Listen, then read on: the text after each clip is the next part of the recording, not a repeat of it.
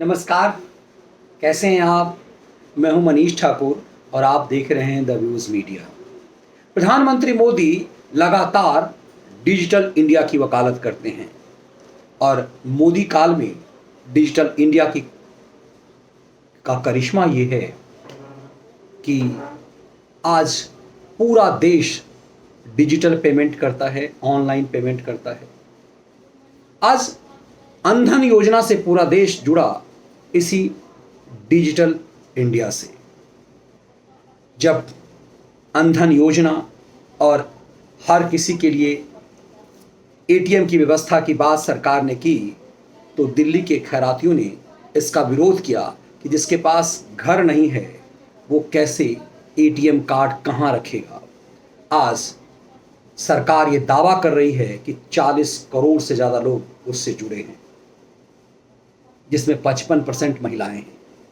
ये बात तो डिजिटल इंडिया के इस हिस्से की है, लेकिन इसी का दूसरा हिस्सा सोशल मीडिया है। इस सोशल मीडिया ने दिल्ली में आम आदमी पार्टी की सरकार बनाई। पहली बार जनता के आंदोलन से एक सरकार बनी। उसके कुछ ही दिनों बाद 2014 का चुनाव जब हुआ तो फिर केंद्र में नरेंद्र मोदी की सरकार बनी। नरेंद्र मोदी गुजरात से ही लगातार मेन स्ट्रीम मीडिया से प्रताड़ित थे, तो उन्होंने सोशल मीडिया का सहारा लिया, जनता की मीडिया, सीधे जनता से संवाद करना शुरू किया। आलम ये कि नरेंद्र मोदी की सरकार बनी। आज एक दो कोई टीवी चैनल कोई विचारधारा तय नहीं कर सकता, सिस्टम तैयार नहीं कर सकता। ऐसे प्रभाव आज भी उनका ज़्यादा है, लेकिन सोशल मीडिया का प्रभाव ये है कि एक दौर में जब सिर्फ अंग्रेजी चैनल के संपादकों की पूछ होती थी, वक्त बदला तो अंग्रेजी चैनल के सबसे प्रभावी संपादकों ने हिंदी में पत्रकारिता शुरू कर दी। चाहे वो अर्नब गोस्वामी हों, उनके बॉस प्रणय जेम्स राय हों, या फिर टाइम्स नाउ की नविका कुमार हों, ये सब के सब अंग्रेजी दाते मुंह से हिंदी नहीं निकालते थे। लेकिन इन सब की पहचान देश में हुई इसलिए जब ये हिंदी पर उतरे, मतलब जनता से उतरे, संवाद हुआ। और इन तमाम लोगों के टेलीविजन चैनलों को लोगों ने नहीं देखा, इन्हें सोशल मीडिया प्लेटफॉर्म पे लोगों ने देखा। ट्विटर पे इनके वीडियो से, यूट्यूब पे और फेसबुक से। इसीलिए तमाम टीवी चैनलों ने अपने आप को डिजिटल प्लेटफॉर्म पे उतारा। शुरुआत में रजत शर्मा और प्रणय राय जैसे लोगों ने, अरुण जेटली जब उस समय सूचना प्रसारण मंत्री थे, तो वहां जाकर के इस डिजिटल मीडिया के खिलाफ शिकायत की कि इस पे कंट्रोल करने की जरूरत है। अब भारत सरकार के इस प्रयास के खिलाफ देश की सुप्रीम अदालत के जज आ गए हैं। जिस जज साहब ने, जो भारत के भावी चीफ जस्टिस हैं, जस्टिस पारदीवाला, उन्होंने जस्टिस सूर्यकांत की बेंच के साथ बैठ करके एक याचिका जो नुपुर शर्मा की थी उसका विरोध करते हुए, नुपुर शर्मा की अर्जी को खारिज करने की धमकी देते हुए उन्हें इस देश में जितने भी फसाद हो रहे हैं उसके लिए जिम्मेदार ठहरा दिया और यह कह दिया कि उदयपुर कांड से लेकर तमाम चीज़ों के लिए तुम जिम्मेदार हो, तुम्हें माफ़ी मांगनी चाहिए। सोशल मीडिया पर बवाल मच गया सुप्रीम कोर्ट के जज के इस टिप्पणी को लेकर, और हम जैसे लोगों ने जब बताया कि इस टिप्पणी के कोई मायने नहीं हैं क्योंकि जज साहब ने आदेश में नहीं लिखा है, तब सवाल और उठा कि फिर पान की दुकान पर चर्चा की तरह भारत की सुप्रीम अदालत में ऐसी बहस क्यों हुई। सोशल मीडिया पर जस्टिस सूर्यकांत, जस्टिस पारदीवाला और सुप्रीम कोर्ट के खिलाफ पब्लिक ने हल्ला बोल दिया, लोगों का गुस्सा फूट गया। तो 2 दिन बाद ही जस्टिस पारदीवाला सुप्रीम कोर्ट के सामने एक सेमिनार पर बोलते हुए कहा कि इस देश को सोशल मीडिया से खतरा है, सरकार और संसद को चाहिए कि सोशल मीडिया पर लगाम लगाए। सवाल महत्वपूर्ण यह है कि आखिर जब नरेंद्र मोदी इस डिजिटल मीडिया, इस सोशल मीडिया के इतने बड़े समर्थक हैं और उन्हें लगता है इस देश में क्रांतिकारी बदलाव सोशल मीडिया के कारण आया है, तो फिर सुप्रीम कोर्ट के जजेस सोशल मीडिया के खिलाफ क्यों आए और क्यों कहना शुरू कर दिया कि इस देश को खतरा सोशल मीडिया से, उस पर लगाम लगनी चाहिए। क्या जज साहबों को लगाम नहीं लगनी चाहिए उनके बयान पे? आपको न्यायमूर्ति कहा गया है, आप न्याय के मूर्ति हैं, आपकी जिम्मेदारी, आपका आदेश लिखित में है और ये आप स्वयं कहते हैं कि हमारे सिर्फ लिखित आदेश की ही अहमियत है।